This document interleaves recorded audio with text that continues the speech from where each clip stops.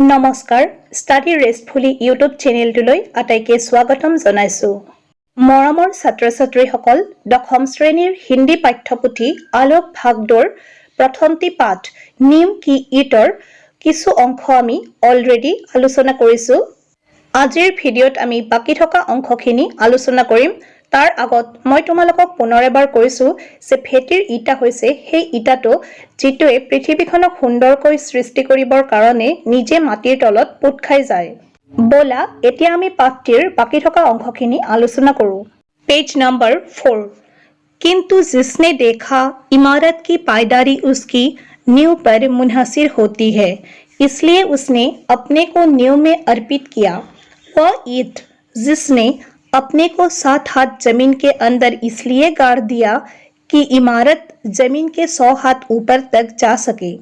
वह ईंट जिसने अपने लिए अंधकूप इसलिए कबूल किया कि ऊपर के उसके साथियों को स्वच्छ हवा मिलती रहे, सुनहली रोशनी मिलती रहे।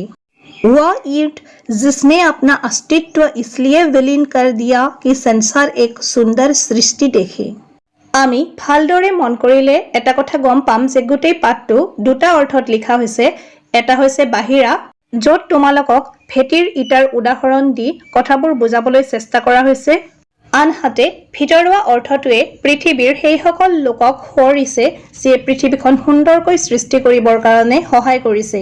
ইয়াত কৈছে যে কিন্তু যিয়ে দেখিছে বা যিয়ে জানে যে অট্টালিকা বা ঘৰ এটাৰ মজবুতি বা দৃঢ়তা তাৰ ভেটিটোৰ ওপৰত নিৰ্ভৰ কৰে আৰু সেয়েহে সেই ভেটিৰ ইটাটোৱে ভেটিটো গঢ়িবৰ বাবে নিজকে অৰ্পণ কৰিছে।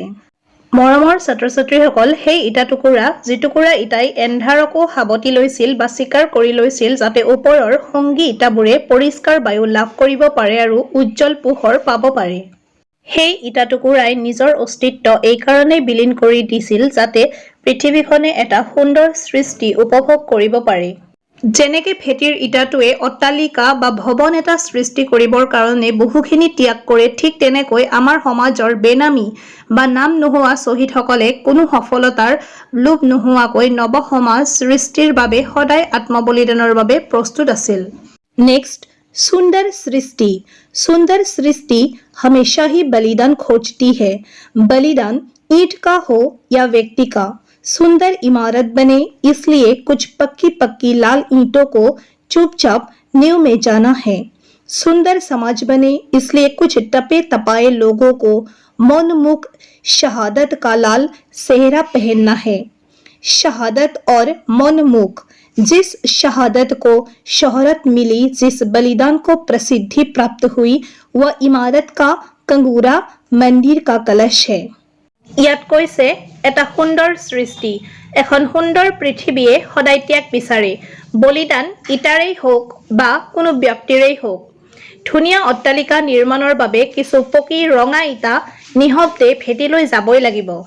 যাতে এখন সুন্দৰ সমাজ গঢ় লয় তাৰ কাৰণে কিছু লোকে নিজকে চূৰ্ণ বিচূৰ্ণ কৰি নীৰৱে বলিদানৰ ৰঙা পোছাক পিন্ধিব লগা হয়। ডিয়াৰ ষ্টুডেণ্টছ, তোমালোকে ইয়াত চেহেৰা আৰু চেহেৰাৰ মাজত কনফিউজ নহবা। নেক্সট কৈছে বলিদান আৰু নীৰৱতা। আনহাতে যি ত্যাগৰ নামত খ্যাতি পায়, যশস্য লাভ কৰে, সেয়া হ'ল ঘৰটোৰ শিখৰ। চমুকৈ ক'ব গ'লে আমি এটা কথা বুজো যে আমাৰ দেশৰ উন্নতি আৰু নৱনিৰ্মাণৰ হকে যিসকল লোক শ্বহীদ হ'ল তেওঁলোকৰ কাৰণে আজি আমি সফলতাৰ শিখৰ পাইছোহি। নেক্সট, हाँ, शहादत और मौनमुख समाज की आधारशिला यही होती है। ईसा की शहादत ने ईसाई धर्म को अमर बना दिया, आप कह लीजिए। किंतु मेरी समझ से ईसाई धर्म को अमर बनाया उन लोगों ने जिन्होंने उस धर्म के प्रचार में अपने को अनम उत्सर्ग कर दिया। उनमें से कितने जिंदा जलाए गए, कितने सूली पर चढ़ाए गए, कितने वन वन की खाक छानते जंगली जानवरों के शिकार हुए, कितने उससे भी भयानक भूख प्यास के शिकार हुए। उनके नाम शायद ही कहीं लिखे गए हो, उनकी चर्चा शायद ही कहीं होती हो, किंतु ईसाई धर्म उन्हीं के पुण्य प्रताप से फल फूल रहा है। वे नींव की ईंट थे, गिरजाघर के कलश उन्हीं की शहादत से चमकते हैं। ইয়াত কৈছে হয়, বলিদান আৰু নীৰৱতা সমাজৰ আধাৰ।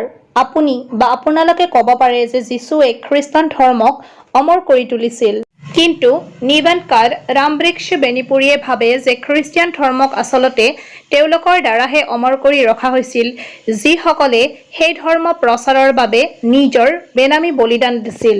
তেওঁলোকৰ মাজৰ কিমানজনক জীৱিত অৱস্থাত জ্বলাই দিয়া হৈছিল, কিমানজনক ক্ৰুচবিদ্ধ কৰা হৈছিল, কিমানজন যে বন্যজন্তুৰ চিকাৰ হৈছিল আৰু কিমানজন যে তাতকৈও ভয়ানক বা ভয়ংকৰ ভোকৰ বলি হৈছিল। ইয়াত আন এটা উদাহৰণৰ সহায়ত খুব ধুনীয়াকৈ বুজাই দিয়া হৈছে যে আমাৰ পৃথিৱীখন সুন্দৰকৈ গঢ়াত বেনামী শ্বহীদসকলৰ কি অৱদান।